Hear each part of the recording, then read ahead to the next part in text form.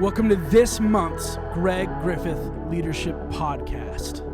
Join Greg Griffith as we together learn what it means to be leaders of our world as we faithfully love and faithfully lead. Like, share, rate, and review this podcast with your friends and others of influence, for they too are looking for people like you to help them lead and love day to day. Without further ado, here is your host, Greg Griffith. Hey everybody, welcome to Greg Griffith Leads, our podcast, and I'm super excited today to be joined with Johnny Venegas. Woo woo! Yeah, it is so good. Johnny is a very good friend, and he's our worship director here at our I Street campus, and he's just an all-around fun guy. I would like to say that Johnny is kind of a connoisseur of knowing everything, right? Why do you have to use that word? Oh, it's a great word. A great word. Hey, out there, if you're listening, I'd invite you, count how many times we use the word connoisseur today. We're going to get into double digits for sure. Hey, so Johnny, thanks so much for being here today. Your story to me is so fascinating, and it's a story I think that really I've learned a lot from, but it's also a story that has helped me in my faith life grow. And it's a story that's just very real. And very true. And so I thought it'd be great to have you just share how you lead, because you are an amazing leader for people to come to Jesus, a leader in your family. And I just wanted to let other people know and hear a little bit about you. So first thing, you grew up in Chile, and then you moved here to the States when you were how old? 9 years old. 9 years old. Yeah. First of all, let me ask this. Do you remember at all growing up in Chile? Yeah, I do. As a I remember playing in the streets of Chile. Yeah. You just play soccer all day. That's basically what you do for fun. We lived in the city, so I remember going to the city and going to the mall and going to the beach. We live right on the coast, so going to the beach during the summer was like the thing to do. But yeah, I remember a lot of things. I know it's changed a lot. I've been in the U.S. now for 23 years, so I'm sure it looks way different, but Yeah. I do remember quite a bit. So how did you get to the States? Like, why did your parents immigrate over here to America? Yeah, so first we bought a plane ticket and then flew here.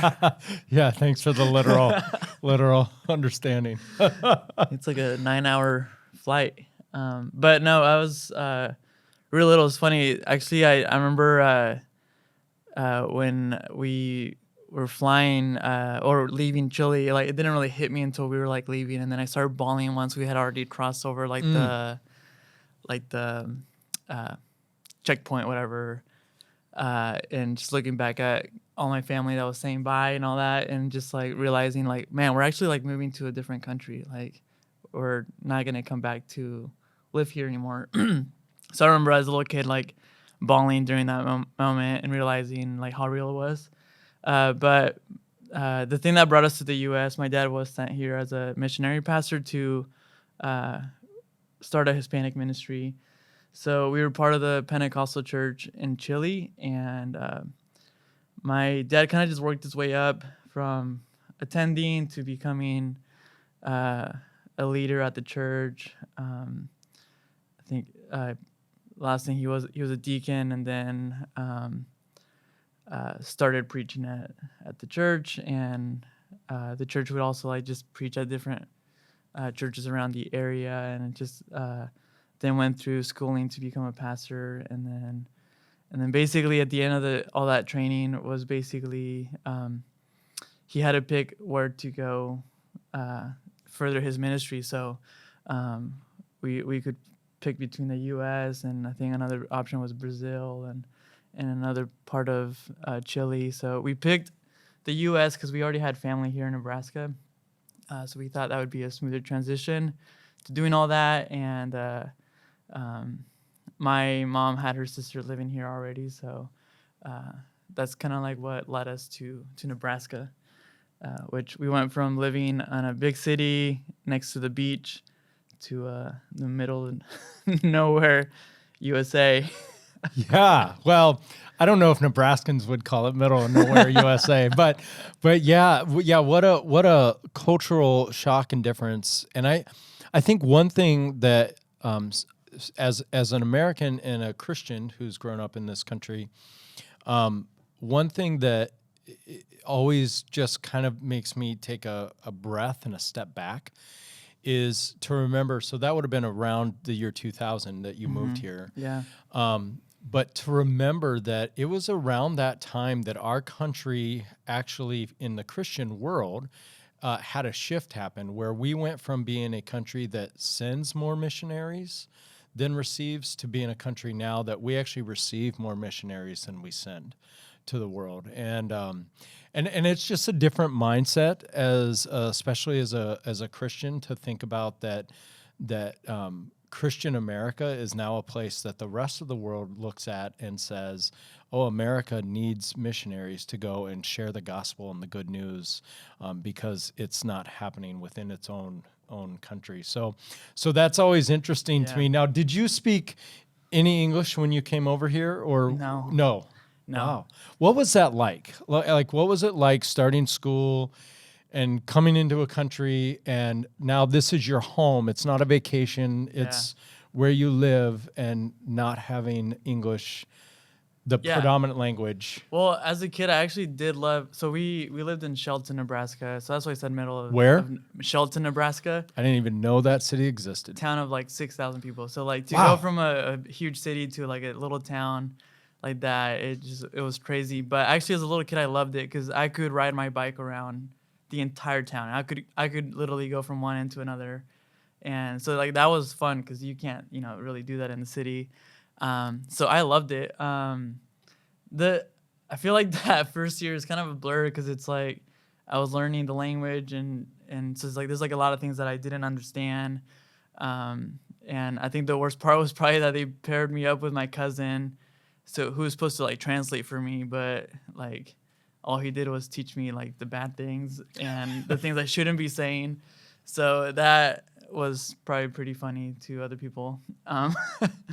But it's kind of a blur. Like I remember parts of it, but I don't fully like remember that year just because like I think just with not knowing the language, trying to catch up, I just got thrown into like regular class. I didn't go to like a special like class where they taught you English. It just kind of like just threw me in there and it just kind of like had to like learn it. I do think I learned a lot faster that way. But it took me a while. Like my little brother was 4 years old when we came, and I mean he was speaking English within like half a year. I think it probably took me a little over a year to like really feel comfortable with it. So your mom and dad were sent here to start a church and start a Hispanic ministry. You were about 9 years old, 10 years old as that was kind of getting off the ground. And then were you involved in helping with the church? Was it what was that like? At first it was just the four of us. Like the way at least the church in Chile, the way that they did things, it was all by faith.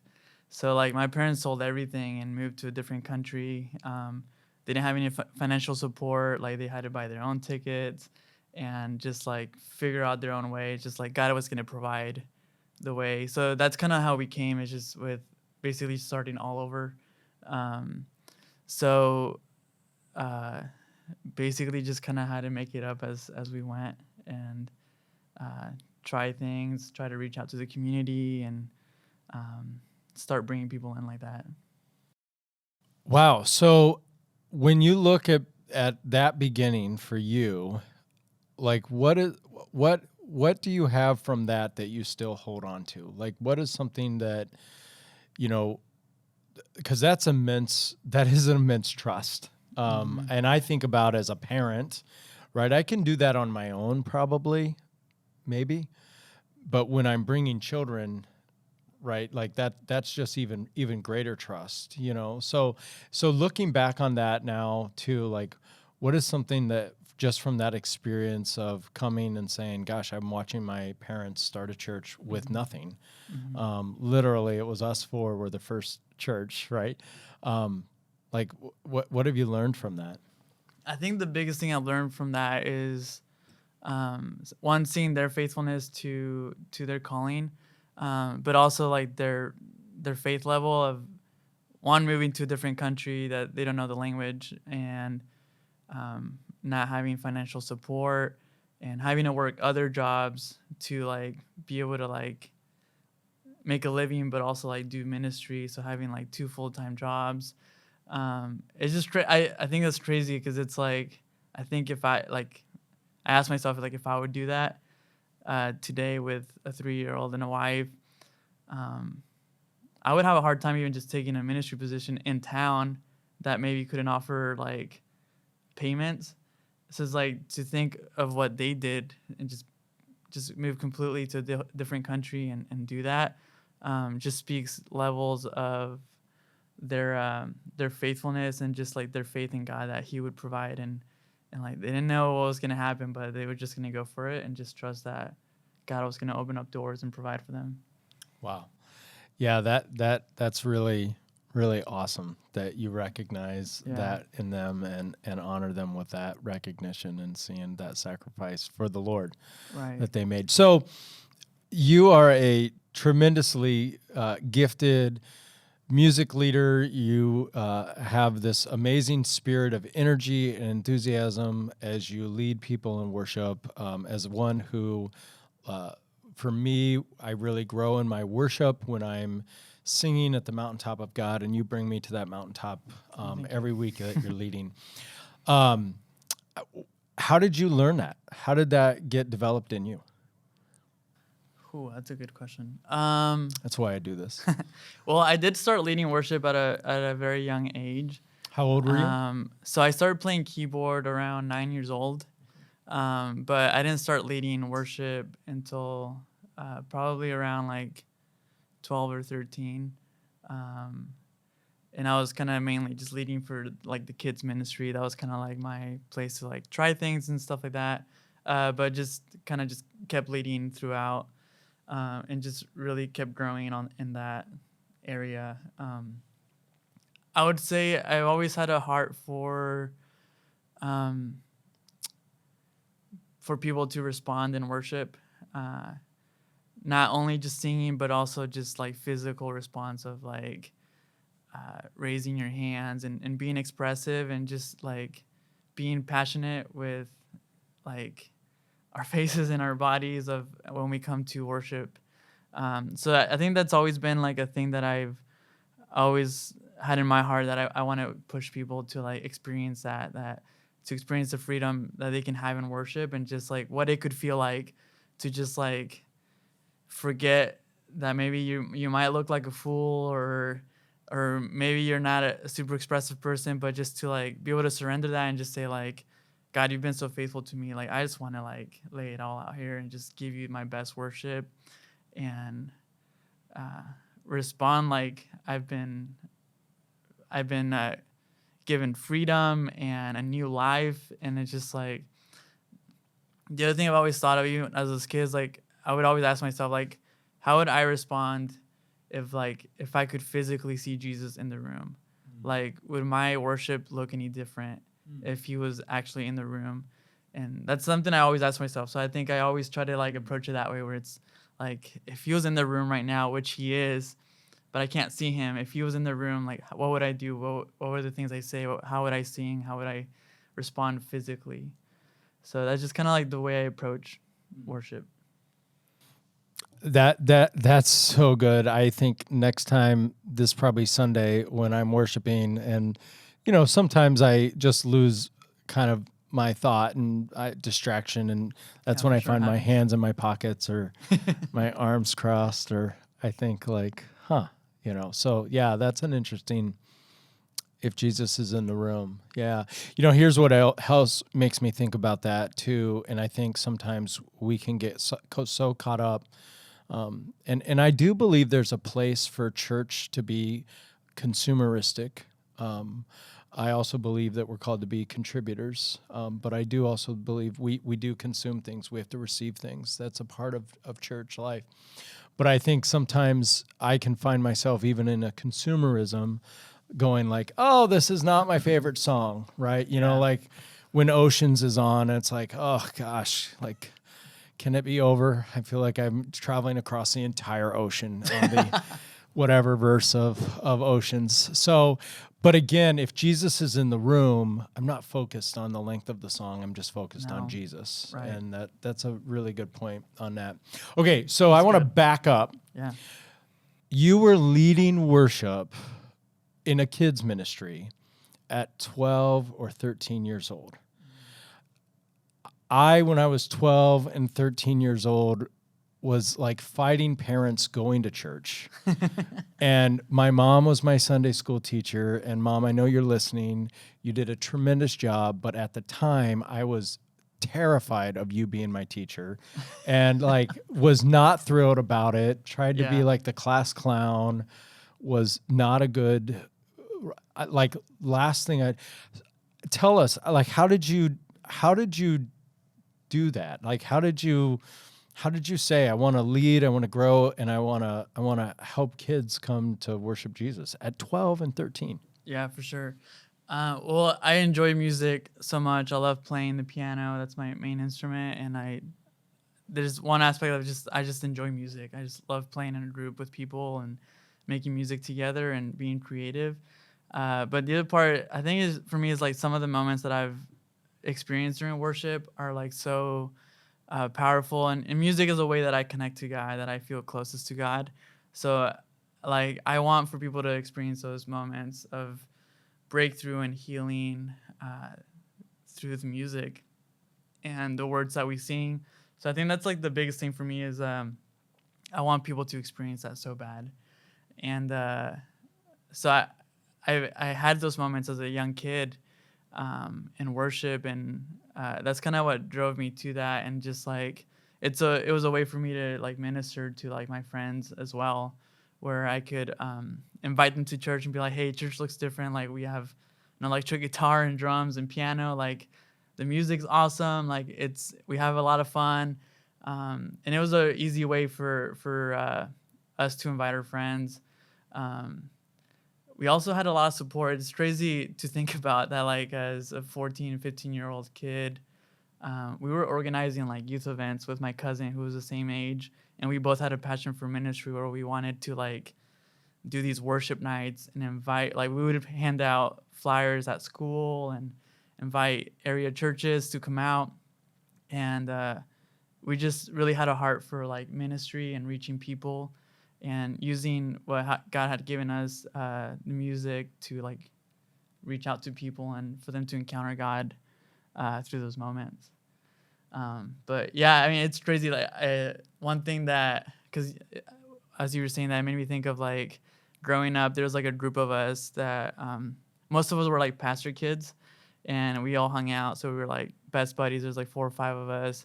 So we were the ones that always like played together at the worship events and stuff. And it's really funny because we would actually skip school to sneak into the church and like play music together. This is like in high school, and it's just like funny to like looking back at that. Like we were doing something naughty, but it was at the same time like we were sneaking away because we loved music so much and we wanted to play worship music like day and night.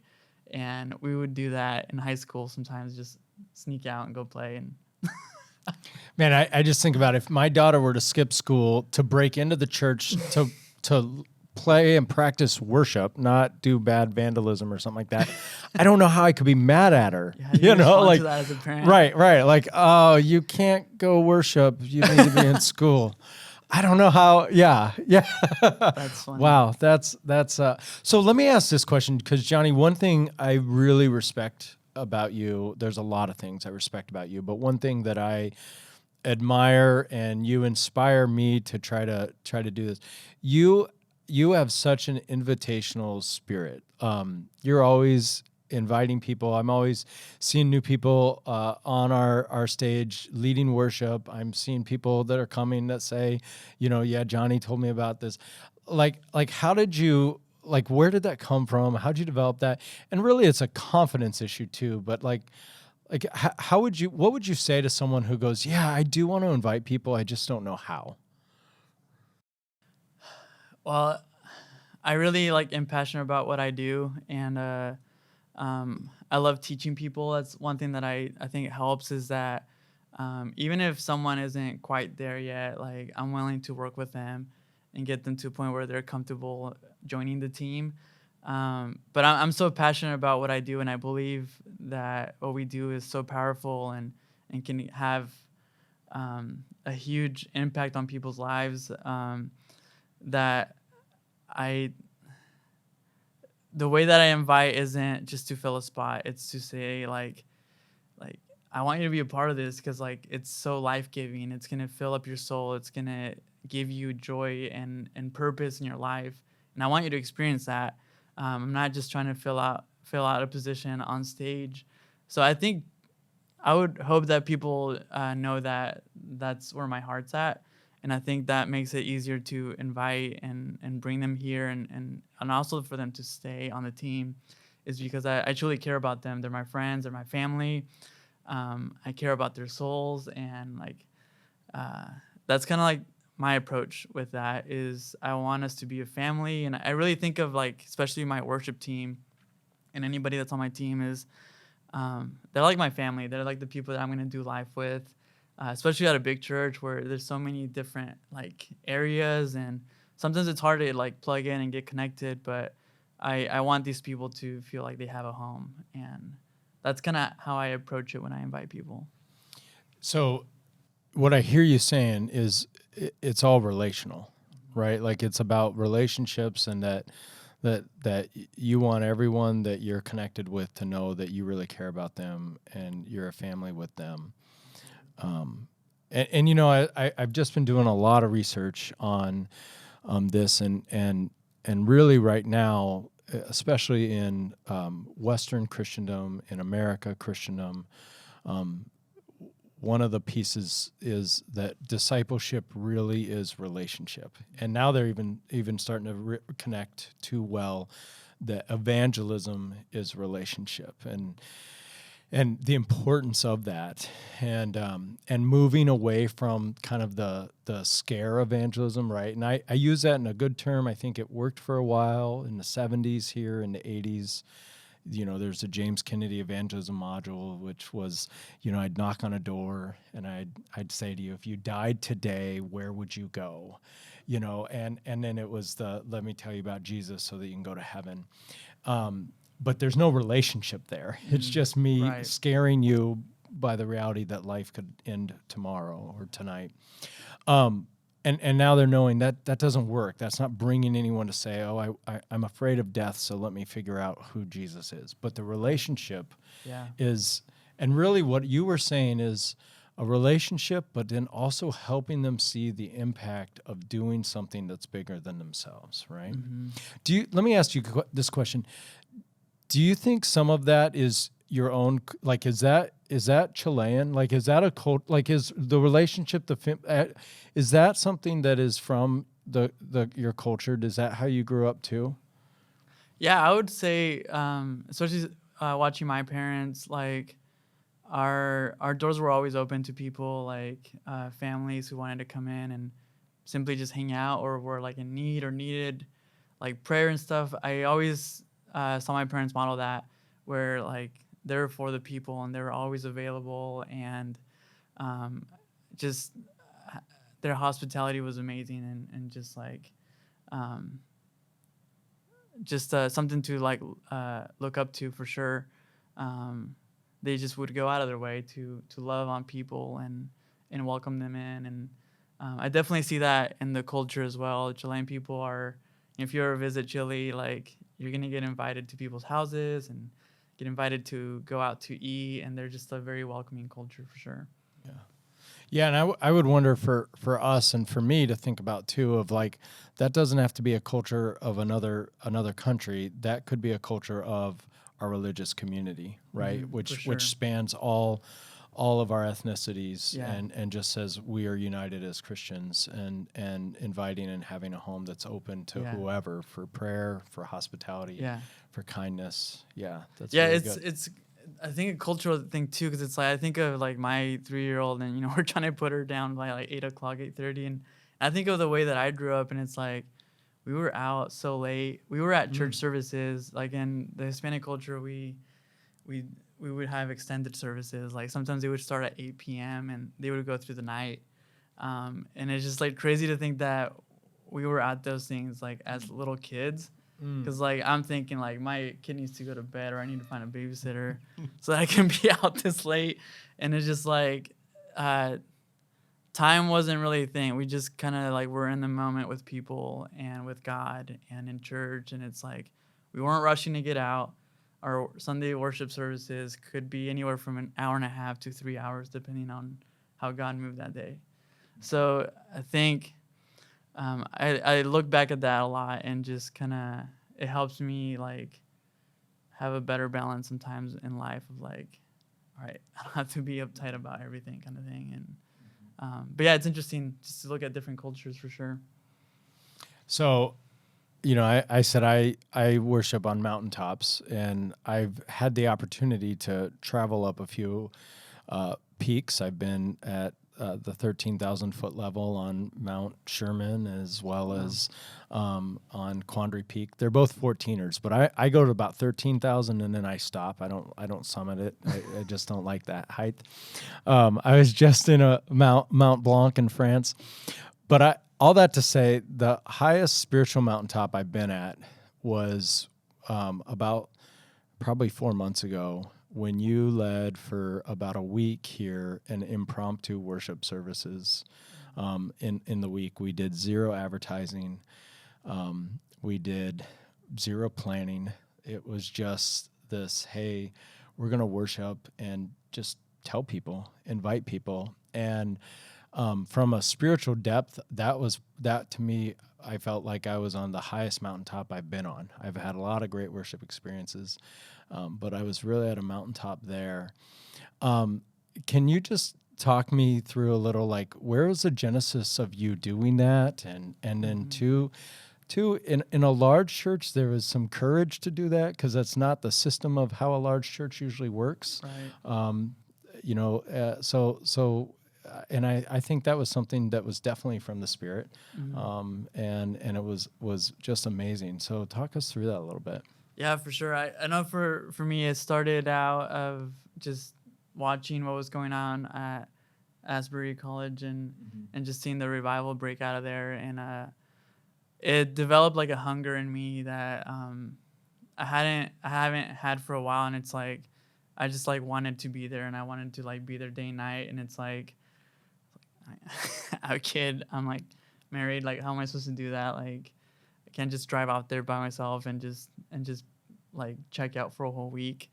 So but I felt like I needed to do something, and I didn't know what that looked like. And I would ask people, and it's like, what do you think we should do? How should we respond to this? And I had people in the congregation coming up to me and saying, like, I felt like worship should have kept going on Sunday. And it's like, and I was like, me too, but we had a second service coming up, and we had to clear out the parking lot and all this stuff. And it's like, I just caught myself like just kind of trying to make this work, but then also like thinking of all the logistics. And I'm like, just stop. Like, let's just do this on Monday night, and we're going to come out here at 6 and just worship for like 3 hours and just see what happens.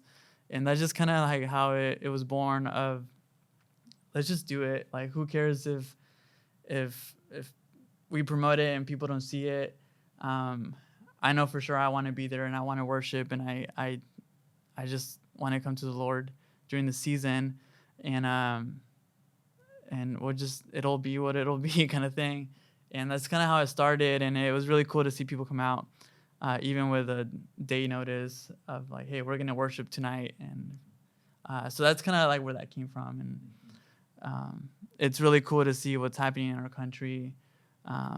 You see these revivals just breaking out in so many different places, and I think the Lord is up to something in our country, and there's a hunger that is rising in our churches, and people want those moments of like simplicity and just like, or we can slow down, listen to God's voice, and just like have a moment of like just honest and like true worship with Him. Yeah, I think that's something I struggle with. I love what you said just now. I think sometimes I struggle with the the need for program of our worship service and having it so tight and so things. Yeah. And I think we can over-programatize, which means we can actually say to the Holy Spirit, sorry, you didn't fit into the time frame this week. And there's something sinful about that. So I know that's a good word for me to think about too. So as a connoisseur of worship, let me ask this question.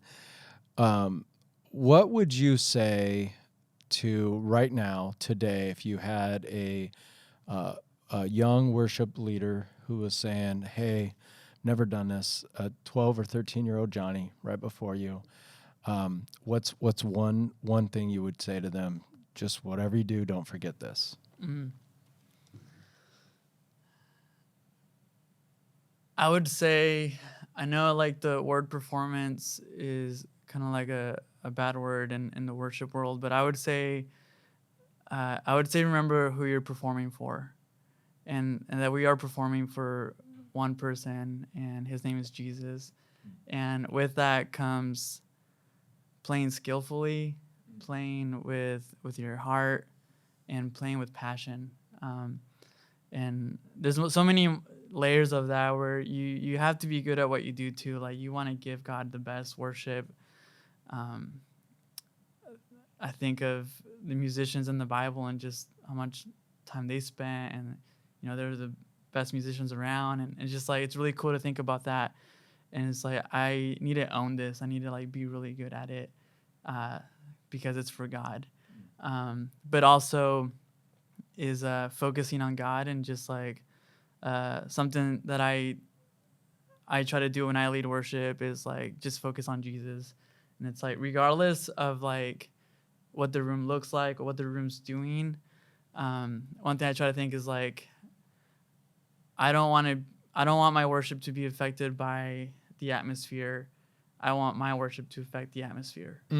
So like I would say that it's just to keep your eyes on Jesus and just do your best to please his heart and minister to God's own heart. That's really good. What is one thing you would want just a worship attender, a congregant, what's one thing you would want them to know as a worship director, leader? What's something that you would say, I just want you to know this? Mm-hmm. Yeah, I would ask that they would just push through like any distractions that they may have. Sometimes for us that could be lights or maybe sound or music style, or sometimes even words, just to push through that and just like realize that they're standing before a holy God, that we're coming together in worship, and that he is in our midst, and to just focus solely on just giving God like the best worship and praise ever. Like to not take a moment for granted and just like push through whatever we need to get to that point where we're just going to have authentic, true, and just raw worship. That's good. All right, last question, and one I hope you're completely honest with. What's one thing that you would say as a worship director for so many years that you would want your pastor to know? What do worship directors just really want their pastors to know? Oh, that's really good. I think for so many of us worship directors, we like to create, and sometimes we get really amazing ideas, and sometimes we get really stupid ideas. I think it's good to just have the freedom to be able to create, and just, sometimes things land, sometimes they don't. But just having the freedom, I think it's so unique too, because God created us as in his own image. And I think one of those things is he created things, and we like to create things. And so I think for many of us is, we like, whether it's creating a music arrangement or trying out this hymn in a different arrangement or doing something with lights or just whatever it is. I think it's nice to have one, trust, but also just like freedom to be able to create and just think outside the box and just like not do things just because it's the way we've done them for years or this is how the church has done it for hundreds of years, but just have the opportunity to like bring our own like identity into the stuff we're doing, and just be able to bring that out in our worship and leadership. Sweet. Well, Johnny, thank you so much for the time today. I have grown so much, and I know our listeners have grown so much too today. And stay focused on Jesus. And as you worship, I'm going to do this. Worship as if Jesus not only is there spiritually, but you can physically see him, and just respond in that way. Thanks a lot, everybody. We'll see you and talk to you next month. See ya. Thank you for being a part of this month's Greg Griffith Leadership Podcast. Join Greg next month for leadership insights to faithfully love and faithfully lead. Now go be terrific today.